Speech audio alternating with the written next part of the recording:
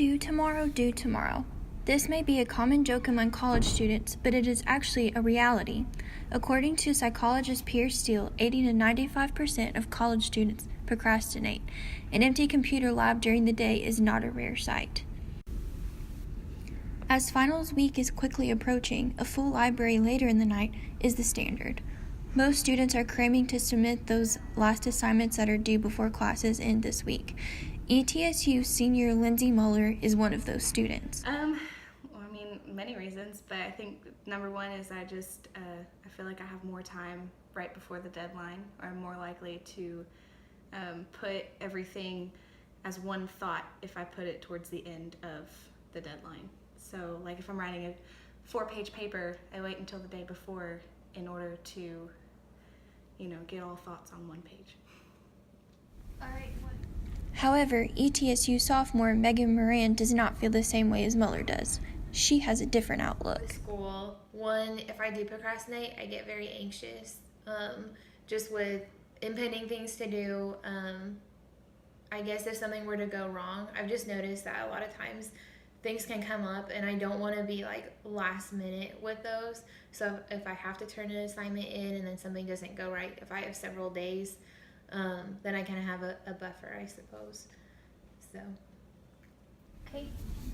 There are a multitude of reasons why students would procrastinate as the semester comes to a close. Muller especially is tempted by most of them. Or makes it worse? My cell phone, having a TV in my room with Netflix and stuff. Friends, if friends ask to hang out, or somebody wants to go to dinner or something, there's some sort of fun event, then I don't want to miss out. So that just puts my assignments off even more. So why are you in? Even non-procrastinator Megan Moran will every so often fall prey to putting assignments off. Probably friends. So more sporadic. So if I have a friend who wants to watch a movie, or that can be very tempting at times. So then that'll make me want, sometimes to say yes in that moment. Sometimes peer pressure can be pretty difficult. So I guess that's what tempts me the most. ETSU professor David Jones shares some tips on how to manage time more wisely and how to say no to the numerous temptations.